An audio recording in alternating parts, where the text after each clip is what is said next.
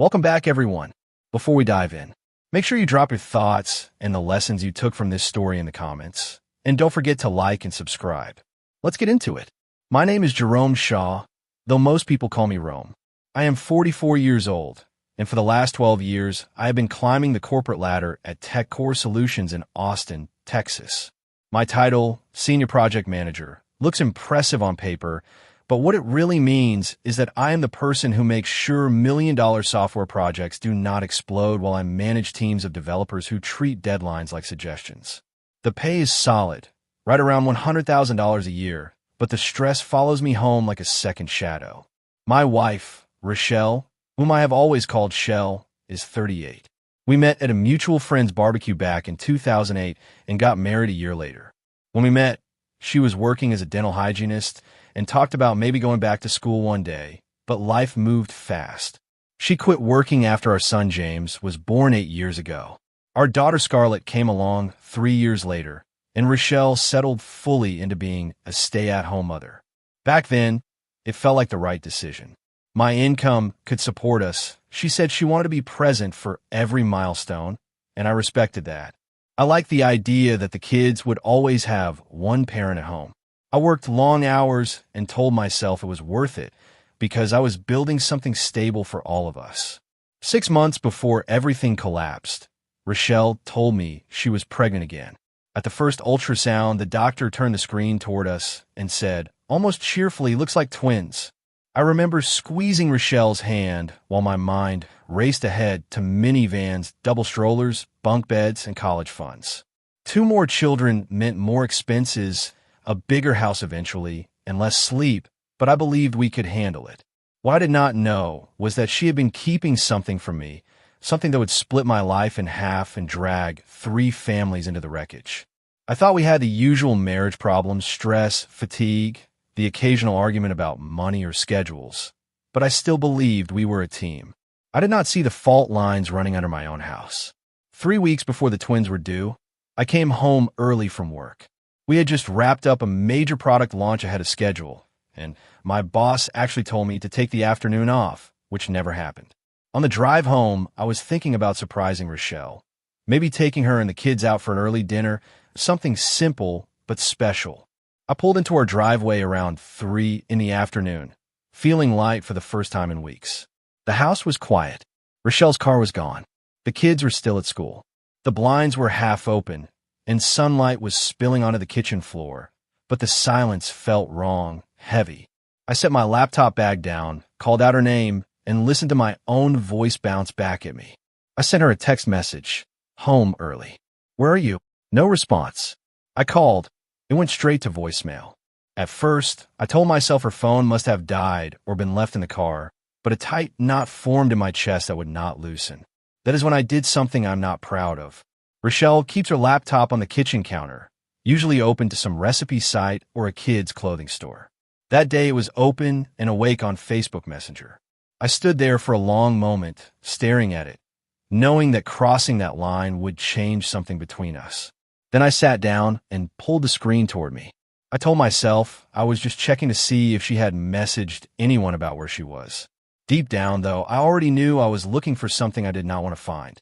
Her group chat with her closest friends was right there at the top of the screen, unread messages from earlier that day. I clicked it. The first thing I saw was a message from her friend Kelly. "Girl, you were wild Saturday night, jumping in the pool at 6 months pregnant." I thought I was going to have a heart attack. My eyes burned as I read the line again. Saturday night, pool, 6 months pregnant, and I had known nothing about it. Another friend had replied, "Dante could not keep his eyes off you all night." Dante Hill, my best friend since college. The man who had been best man at my wedding. The man I trusted with everything.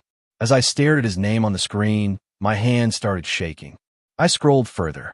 There were jokes, laughing emojis, little inside references I did not understand.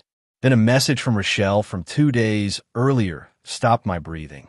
"I still cannot believe what happened with Dante. I am freaking out." Kelly had responded, "Are you going to tell Rome?" Rochelle had typed back, "Not yet. He has been so stressed with work. I need to figure this out first." I sat at the kitchen table staring at those lines, my mind refusing to put the pieces together even as they rearranged themselves into something ugly.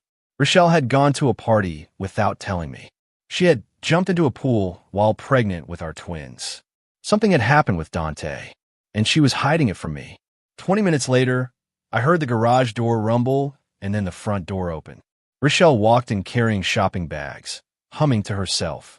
She froze when she saw me, sitting at the table with her laptop in front of me. The color drained from her face so fast it was like someone flipped a switch. "Rome," Rochelle said carefully, setting the bags down. "You are home early." Her eyes flicked to the laptop, then back to me. I had seen that calculating look on her face before when she was trying to figure out how to explain a late Amazon package or a forgotten bill, but never aimed at me like this. "Where have you been?" I asked. My voice sounded strange to my own ears, too calm, like it belonged to someone else in the room. "How long have you been home?" she replied, ignoring my question.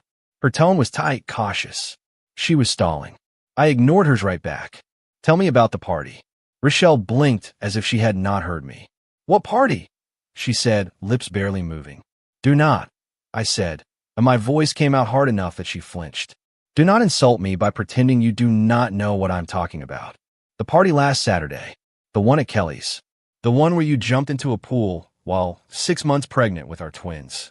The one where something happened with Dante." Rochelle's cheeks flushed red. "You went through my laptop?" she demanded. "You invaded my privacy?" Her anger came quick, sharp, like a shield she was holding up between us. "Your privacy?" I stood up, my own temper surging. "You were carrying my children. You went to a party without telling me. You did God knows what in a pool. And something happened with my best friend. You're keeping secrets from me in my own house. So yes, I looked at your laptop, and now you're going to tell me the truth." Rochelle folded her arms over her belly and lifted her chin. "It was just a small get-together at Kelly's house," she said. "Nothing big. I did not tell you because I knew you would overreact." "Overreact," I repeated slowly. "You were 6 months pregnant with twins, and you were jumping into a pool. What exactly is the appropriate reaction, Rochelle?" My hands were clenched so tightly my knuckles ached. She rolled her eyes, a gesture that made something in me snap. It was not how Kelly made it sound. I barely got in the water. She was exaggerating in the messages. "You know how she is." She waved a hand dismissively, as if that settled it. "And Dante?" I asked, stepping closer. "What about him? You wrote that you could not believe what happened with him. What does that mean?" Rochelle's jaw tightened. "Nothing happened," she said. "He was there, we talked. That is it. You were blowing everything out of proportion. Then why did you tell your friends you were freaking out?" I asked. "Why did Kelly ask if you were going to tell me?" I held her gaze, searching for any flicker of honesty. "Because I knew you would react exactly like this," Rochelle shouted suddenly. "You always do this. You turn a normal situation into some huge conspiracy. You have been so stressed with work that you cannot see straight." In that moment, something shifted inside me. It was like a fog cleared, and I suddenly saw the pattern, the deflection, the blame, the way she twisted everything back onto me. She was not going to tell me the truth. She was not even going to try. She was going to make me feel crazy for asking questions. "We are getting a DNA test," I said quietly. The words hung in the air like a gunshot. Rochelle stared at me, stunned. "What did you just say?" she whispered. "You heard me," I replied. "When the twins are born, we're doing a DNA test. I want to know if they're mine." Tears rushed to her eyes so quickly it was almost theatrical. "How dare you accuse me of something like that?" Rochelle said, her voice shaking. "I am your wife, Jerome. These are your children." "Are they?" I asked. "Because you have been lying about where you are, what you are doing, and now you are lying about Dante. You are asking me to trust your word when you have done nothing but break it." Her expression hardened. "You are insane," she hissed. "You have completely lost your mind." "Maybe I have," I said, "but we are still doing the test." I grabbed my keys from the counter. "And until then, I am staying at Leon's." Panic chased the anger off her face. Rochelle grabbed my arm. "Rome, wait. Do not leave. We need to talk about this. We can sit down, we can work it out. Please, think about the kids." I gently pulled my arm free. "We just talked," I said. You had a chance to tell me the truth. You chose lies instead. So there is nothing left to discuss. I left her standing in the kitchen, tears streaming down her cheeks, and walked out to my car. My heart was pounding so hard it made my vision blur. I drove across town to my younger brother Leon's apartment, gripping the steering wheel so tightly my fingers hurt.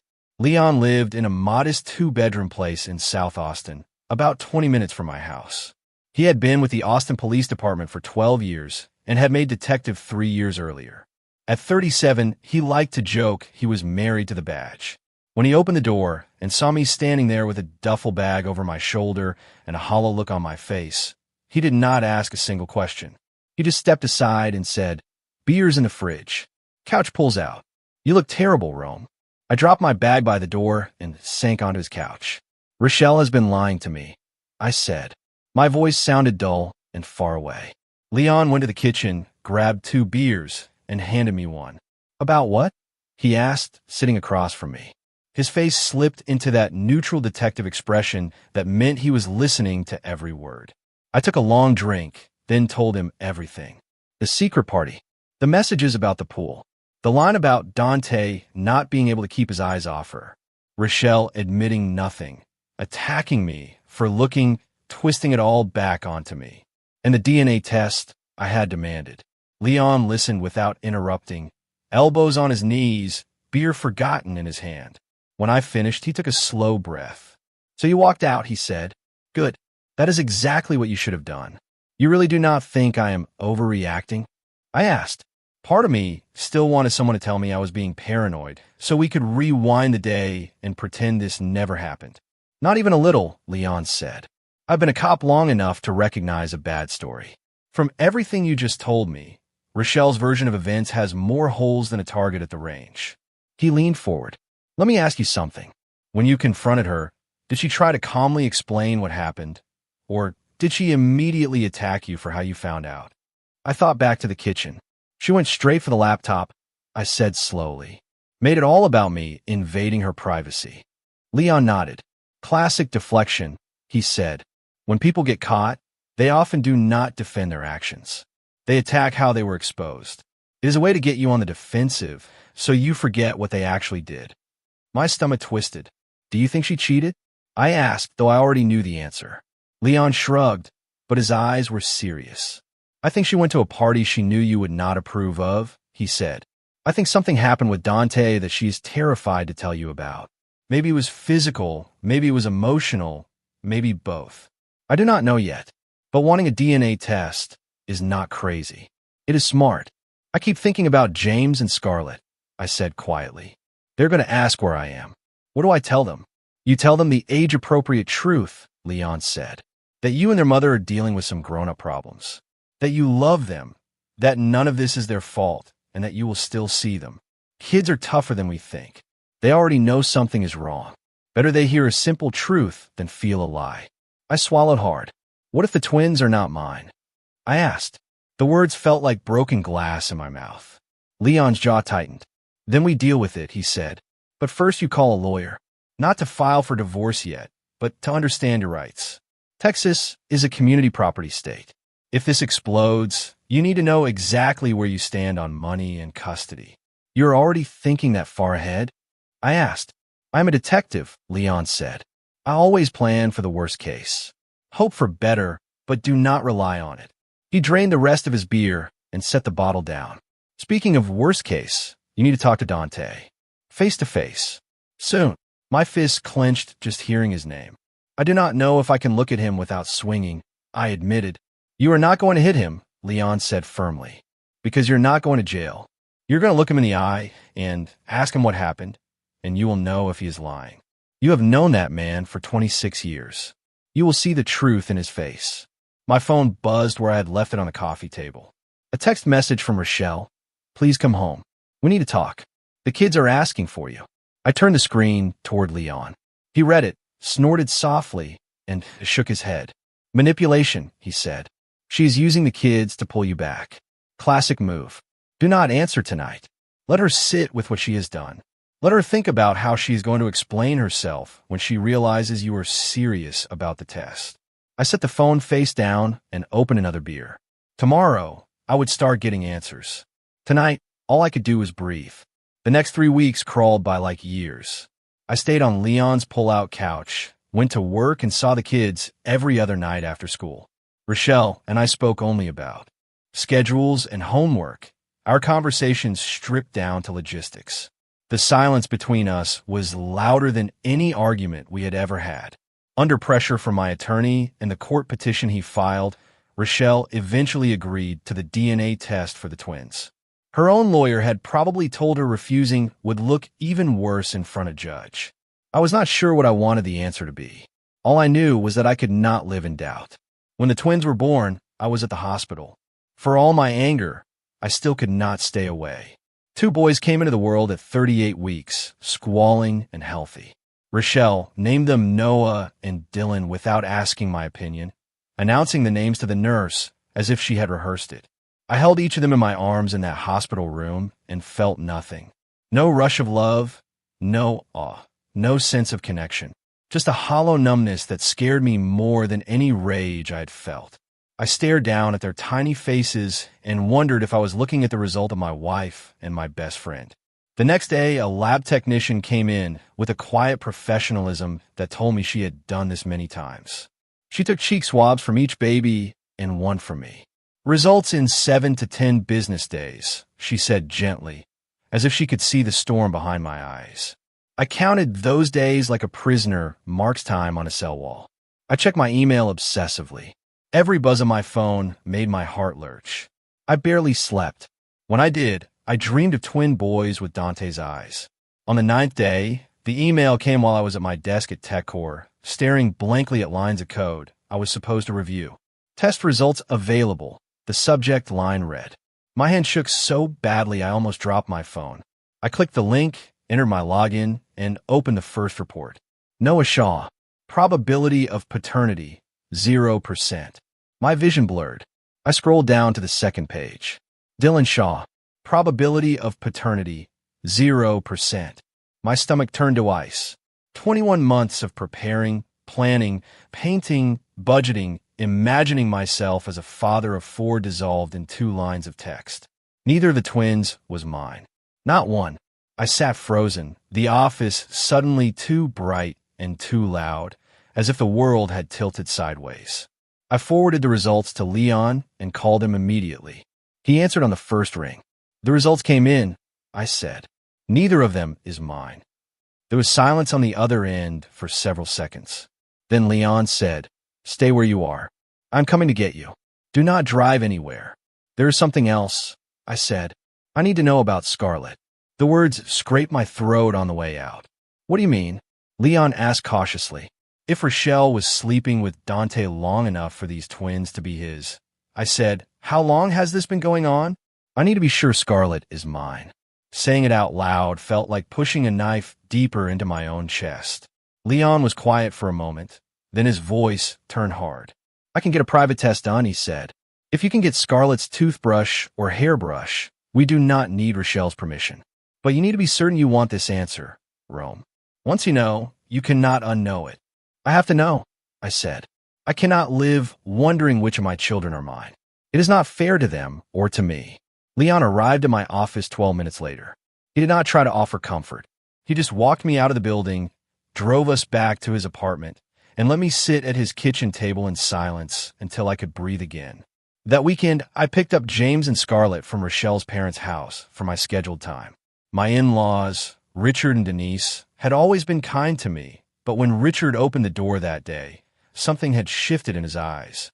He looked at me like he was not sure which version of the story to believe. "The kids are in the den," Denise said stiffly, barely meeting my eyes. Her tone was polite but cold. "I need to talk to both of you for a minute," I said, "before I take them." Richard crossed his arms. "Rochelle told us you demanded some ridiculous DNA test," he said. "Malcolm, sorry, Jerome. How could you put her through that while she is pregnant?" "Because the twins are not mine," I replied, pulling up the report on my phone. 0% match with both of them. Denise's hand flew to her mouth. Richard stared at the screen as if he could force the numbers to change by willpower. Neither said a word. "I'm sorry you had to find out like this," I said quietly. But you deserve to know the truth. I slipped the phone back into my pocket. I will have the kids back Sunday night. Richard finally nodded. They are good children, he said, his voice rough. Whatever happens between you and Rochelle, they need their father. I know, I said. That is why I'm going to fight for them. I went to the den, hugged James and Scarlett, and tried to make my voice sound normal as I asked if they were ready for our weekend. That night, after I tucked them into the air mattresses Leon and I had set up in a spare room, I grabbed Scarlett's toothbrush from the bathroom. My hand trembled as I sealed it in a plastic bag and wrote her name and the date on the label. Leon stood in the doorway watching me. You sure? He asked one last time. I am sure, I said. I need the truth. The private lab Leon worked with promised results in 48 hours. Those 2 days were worse than the 9 I had already endured. Every time Scarlett called me Daddy, every time she reached for my hand or leaned against my arm, my heart twisted. On Saturday afternoon, we were in the cereal aisle at the grocery store when my phone rang. Leon's name lit up the screen. I stepped a few feet away while James and Scarlett argued about which cereal box had the better cartoon on it. Results are in, Leon said. Are you sitting down? Just tell me, I said, bracing myself. Scarlett is yours, Leon said. 99.9% probability. She is your daughter, Rome. Without question. Relief hit me so hard my knees went weak. I leaned against the shelf and closed my eyes. You are sure? I asked. Positive, Leon said. James is clearly yours just by looking at him. And now we have proof Scarlett is too. Out of 4 children, you have 2. The twins belong to Dante. His test came back this morning. I looked over at Scarlett, who is now holding 2 cereal boxes up to James and asking which one he liked more. My daughter. My actual biological daughter. Something in my chest unclenched for the first time in weeks. There is more, Leon added, his tone cautious. I asked a friend in hospital records to pull Rochelle's file. The procedure she told you was a miscarriage 3 years ago. On paper, it looks like an elective termination at 12 weeks. And the timing lines up almost exactly with when she and Dante first got involved. The fluorescent lights above me suddenly seemed too bright. So, the baby she cried over, I said slowly, the one I held her through, might have been his. And she ended the pregnancy to hide that from me. I cannot say with 100% certainty, Leon said. But that is what the records suggest. After I dropped the kids back at Richard and Denise's house on Sunday night, I drove home to Maple Street, parked in front of my own house, and just sat there staring at it. It did not feel like my home anymore. It felt like a crime scene. Monday morning, as I was packing some more clothes at Leon's place, my phone rang again. This time a number was unfamiliar, but local. Mr. Shaw, a woman's voice said when I answered. This is Evelyn Henderson. I live next door to you and Rochelle on Maple Street. Mrs. Henderson was in her 70s, a retired schoolteacher who had lived on our block for decades. She baked cookies for the kids at Christmas and let them come over to play with her old golden retriever. She was the kind of neighbor you feel lucky to have. Good morning, Mrs. Henderson, I said cautiously. Is everything all right? I think I have something you need to see, she said. It is about Rochelle and the situation you're dealing with. I have been wrestling with whether to get involved, but I have watched you with those children for 8 years. You are a good father. I would like you to come by my house today if you can. An hour later, I was sitting in her immaculate living room while she set a cup of tea in front of me. Family photos lined the mantel. The golden retriever, now moving slowly, lay at her feet. I installed a security camera system about 6 months ago after those break-ins down the street, Mrs. Henderson said, picking up an iPad from the coffee table. One of the cameras faces my driveway, but it also captures a clear view of your front door. My pulse quickened. You recorded something? I asked. Several somethings, she replied. She opened a folder of video clips and tapped on one dated 4 months earlier. The timestamp in the corner read 1:47 p.m. on a Tuesday. On the screen, I saw my driveway. A silver pickup truck pulled into view. I knew it well. Dante's company truck. He got out, checked his phone, glanced around like he was making sure no one was watching, then walked up to my front door. Rochelle opened it before he could knock. She was wearing a dress I had never seen before, hair done, makeup on. She smiled in a way I had not seen directed at me in a long time and pulled him inside. The door closed behind them. Mrs. Henderson fast-forwarded. At 4:52 p.m., Dante walked out again, smoothing his shirt and looking around once more before heading to his truck. The clip ended. "Here is another," she said softly. January 28th. Same truck, almost identical time of day. Rochelle opening the door, Dante stepping inside. Mrs. Henderson skipped forward. February 11th. February 25th. March 10th. Every other Tuesday. Always while your car was gone. "How many times?" I asked. My voice did not sound like mine. 17 visits over 6 months, she said. The last one was a week before the twins were born. I stared at the screen, my mind struggling to absorb what I was seeing. It had not been a stray mistake at a party or one drunken lapse in judgment. It had been an ongoing affair scheduled like a recurring appointment in my own home. "Can I get copies of these?" I asked, forcing the words out.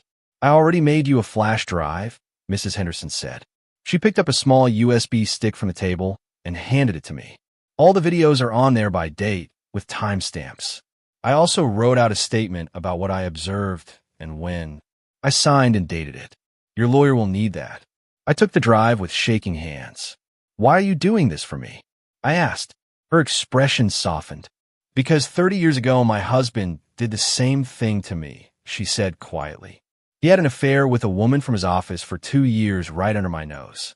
I suspected, but I had no proof, and back then I did not have cameras or records. In the divorce, he took nearly everything because I could not prove what he had done. I do not want that for you, Jerome. You deserve better." I stood and hugged her. "Thank you," I said, my voice thick. "You have no idea what this means." "Give those children my love," she said, "and do not let Rochelle take your house. That is the home where you raised James and Scarlett. Fight for it." From Mrs. Henderson's house, I drove straight to my attorney, David Patterson. He plugged the flash drive into his computer, watched one clip, and nodded slowly.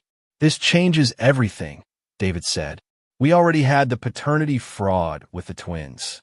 Now we can show a pattern of ongoing adultery in the marital home over 6 months. In Texas, that matters a lot." "What about the twins?" I asked. "Dante's test confirmed they are his. Can we get my name off their birth certificates?" David nodded. "We will file a petition to establish paternity with Dante as the father and remove you as legal parent," he said. "Once that is granted, you will not owe child support or medical expenses for them. That is his responsibility." "And the house?" I asked. "With this level of fault on her side," David said, "the judge is very likely to award you the house. You will also have a strong case for primary custody of James and Scarlett. Rochelle's decision to conduct an affair while pregnant, to lie about paternity, and to use your home for that behavior will not play well in court." I pulled the hospital records Leon had given me from my folder and set them on the desk. "There's one more thing," I said. 3 years ago, Rochelle told me she had a miscarriage. The records suggest it was actually an elective termination at 12 weeks, right around the time she started with Dante. David read the notes, his mouth pressing into a thin line.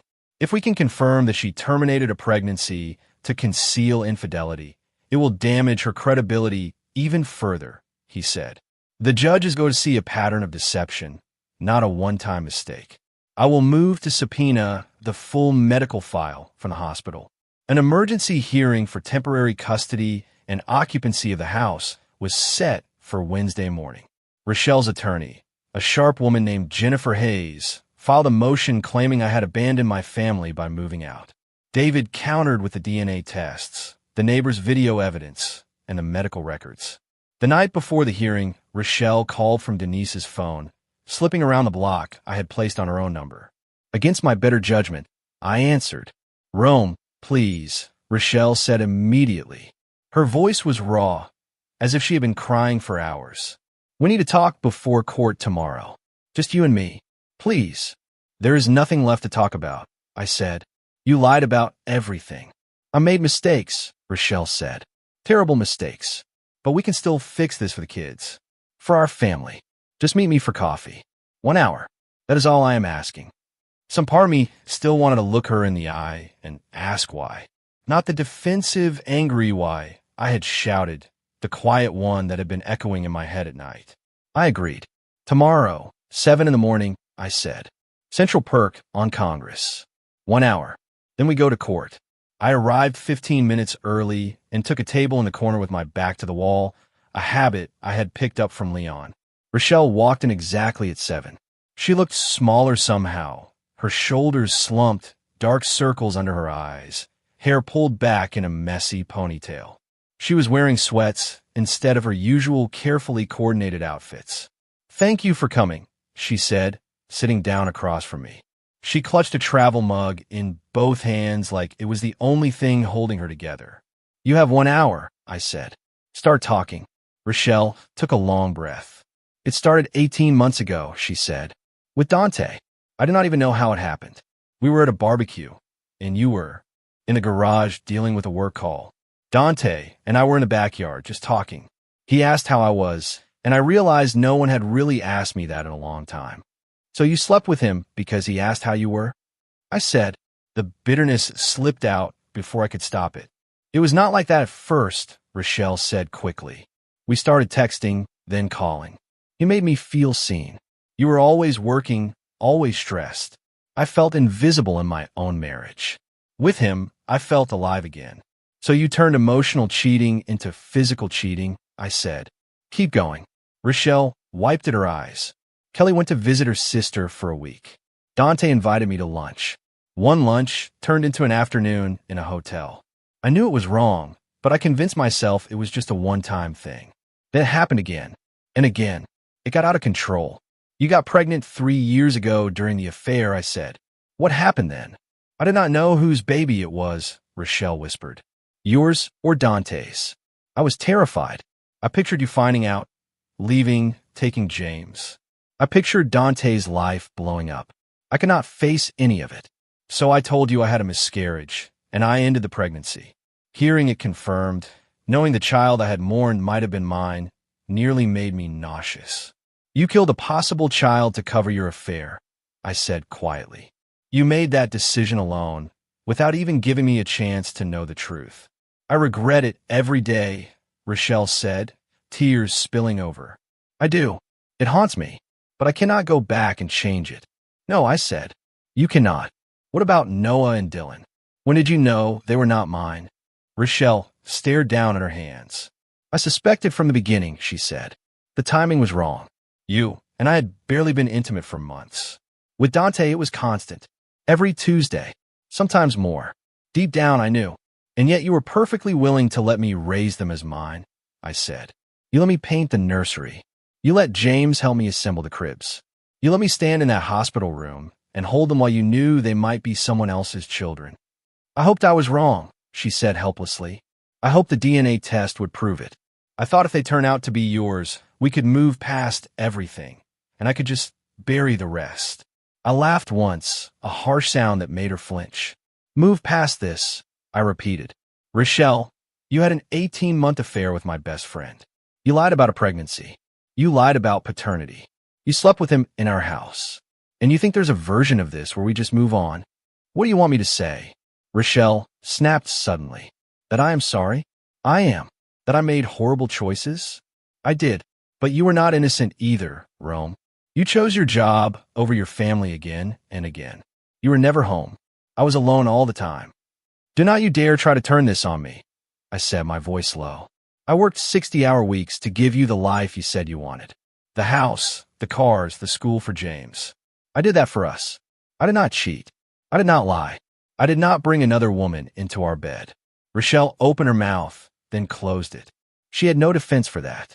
The coffee shop hummed quietly around us, other people's normal mornings moving on without us. I stood up and pulled some bills from my wallet, dropping them on the table. "I will see you in court," I said. "And Rochelle, Mrs. Henderson has cameras. 17 recorded visits from Dante to our house while I was at work, with timestamps. The judge is going to see all of it." The blood drained from her face. "Cameras?" she whispered. "You are lying." "I'm done lying," I said. "That is your territory." I walked out and did not look back. The courtroom was crowded the next morning. Rochelle sat at one table with Jennifer Hayes, who looked far more tense than her reputation suggested. I sat at the other table with David. Leon was in the row directly behind me, steady and silent. Judge Patricia Morrison took the bench, flipped through the thick case file, and adjusted her glasses. She was in her early 60s, with the kind of no-nonsense demeanor that makes everyone in the room sit up straighter. I had heard she had seen every kind of domestic disaster. Our still made her eyebrows lift. "Mr. Patterson," Judge Morrison said, looking at my attorney, "the security footage from a neighbor's home, has it been authenticated?" David stood. "Yes, Your Honor," he said. "Mrs. Evelyn Henderson is present and ready to testify. The recordings are from her personal security system. We have original files with intact metadata showing dates and times. We also obtained cellular tower records placing Mr. Dante Hill's phone at Mr. Shaw's residence on all recorded occasions." The judge turned to Jennifer Hayes. "Ms. Hayes," she said, "I assume you have reviewed this evidence." Jennifer cleared her throat. "We received it yesterday afternoon, Your Honor," she said. "We have not had adequate time to fully analyze." The videos span a 6-month period. The judge interrupted. "How much time do you need to review footage of a man repeatedly entering and leaving the marital home while Mr. Shaw is at work?" Her gaze shifted to Rochelle. "Mrs. Shaw, did you conduct an extramarital affair with Mr. Dante Hill in the marital home while your husband was supporting your family?" Rochelle's hands twisted together in her lap. "I made mistakes," she began. Yes or no, Mrs. Shaw?" Judge Morrison said sharply. Rochelle swallowed. "Yes," she whispered. "And the twins born 3 weeks ago, Noah and Dylan." The judge continued, turning a page. "DNA testing submitted by the defense indicates Mr. Shaw is not their biological father. Is that correct, Mr. Patterson?" "Yes, Your Honor," David said. "The lab reports show 0% probability of paternity for both children." "Mrs. Shaw," the judge said, "were you aware there was a possibility that Mr. Shaw was not the father of those twins before their birth?" Rochelle's voice was barely audible. "Yes. Yet you allowed him to prepare for their arrival as if he were the father," the judge said. "You permitted him to make financial and emotional investments in these children under false pretenses." Jennifer tried to intervene. "Your Honor, my client was confused about paternity and emotionally compromised." She was confused," Judge Morrison repeated, her voice cold. "Mrs. Shaw conducted a months-long affair, became pregnant, and was unsure whose child she was carrying. That is not confusion, Ms. Hayes. That is reckless disregard." She flipped to another section of the file.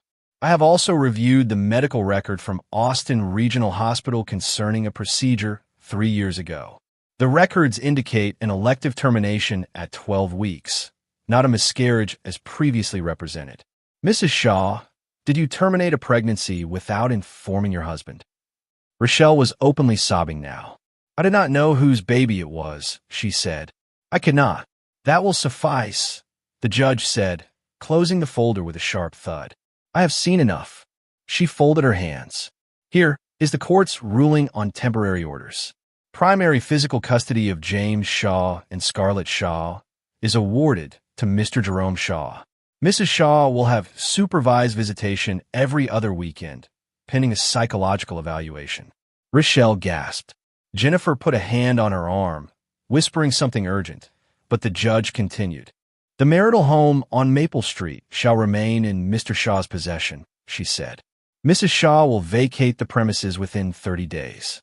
Given her conduct, the court finds no equitable basis for awarding her an interest in the residence beyond what can be addressed in final financial distribution." Jennifer rose. "Your Honor, my client has nowhere to go if she is forced to leave the home so quickly. Your client should have considered that before turning the marital residence into a meeting place for her affair," Judge Morrison said coolly. She turned her attention back to us. "As for the twins, the court orders that Mr. Shaw's name be removed from Noah and Dylan's birth certificates. Mr. Dante Hill will be listed as the biological father and will be responsible for child support and medical expenses. Mr. Shaw owes nothing for these children." Relief hit me like a wave. I gripped the edge of the table until my fingers hurt, struggling not to sag with the weight of it.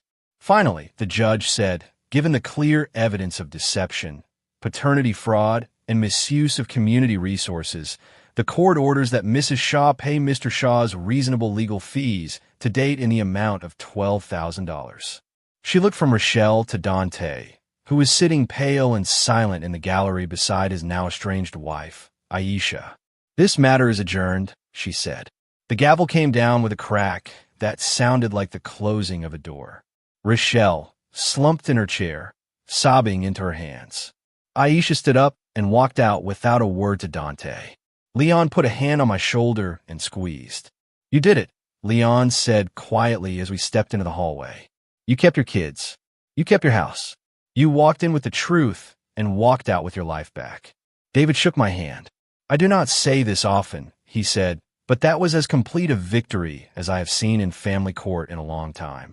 It does not erase what she did, but it gives you the chance to rebuild on solid ground." I glanced back through the courtroom doors one last time.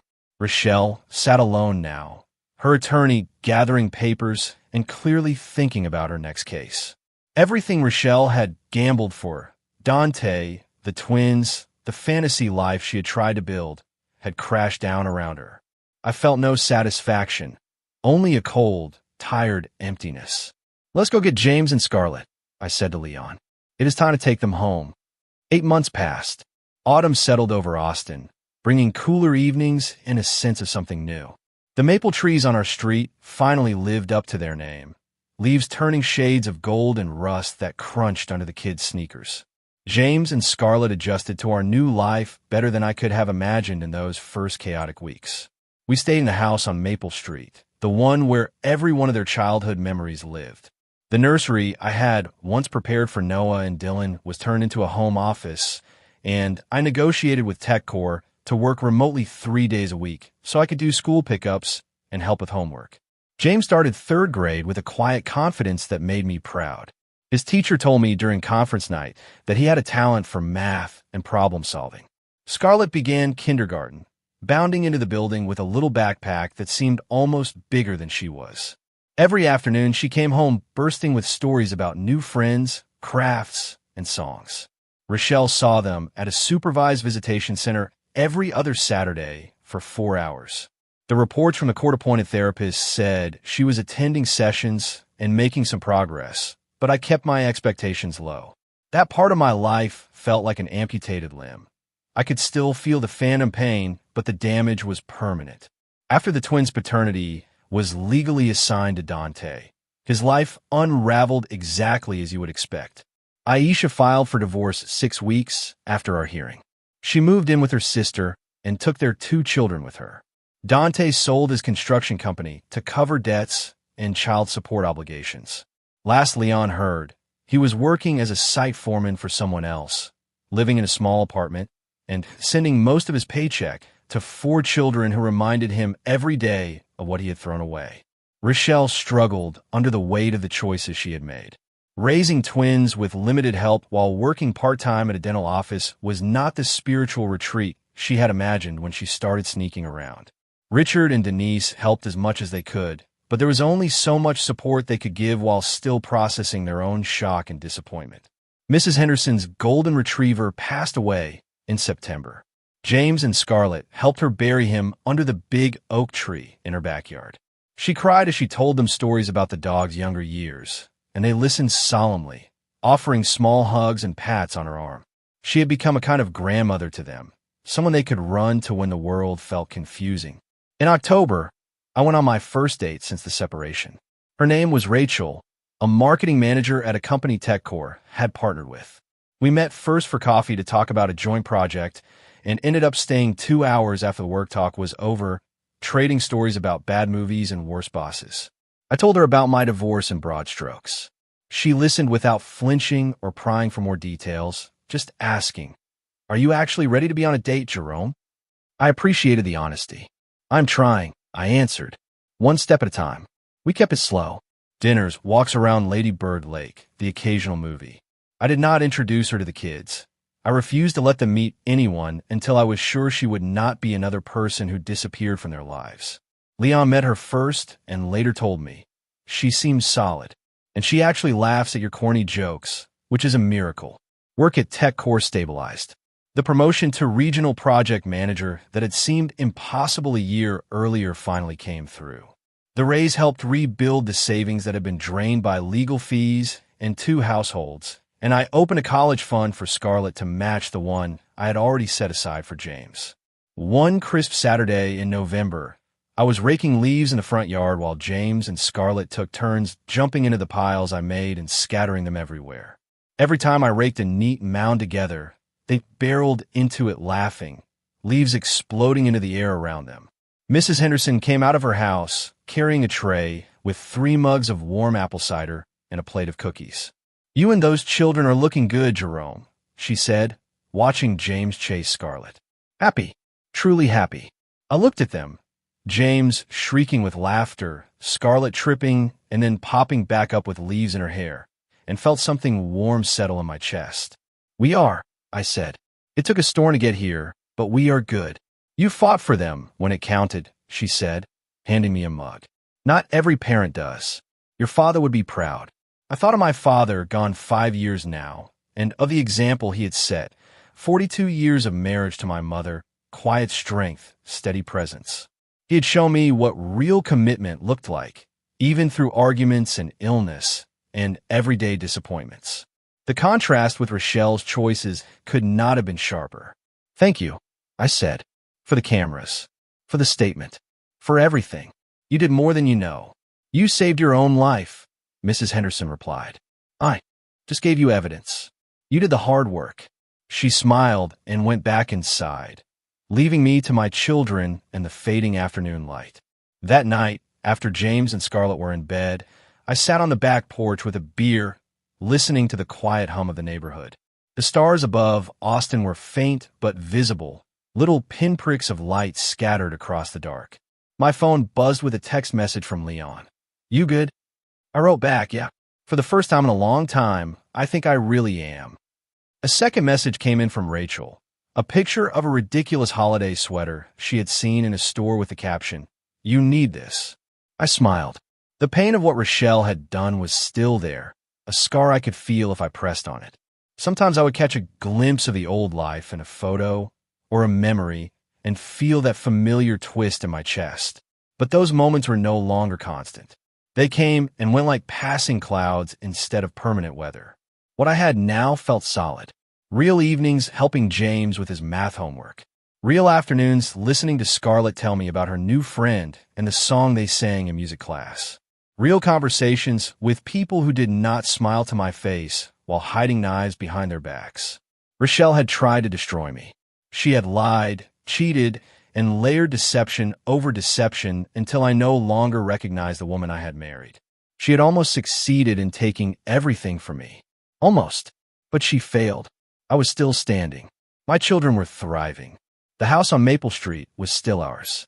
And every day that passed, the life we were building together felt a little less like something salvaged from wreckage and a little more like something new, something strong, something entirely our own. If you enjoyed this story, please like, comment, and share this video with your friends. Subscribe and turn on the notification bell so you never miss a powerful story drop.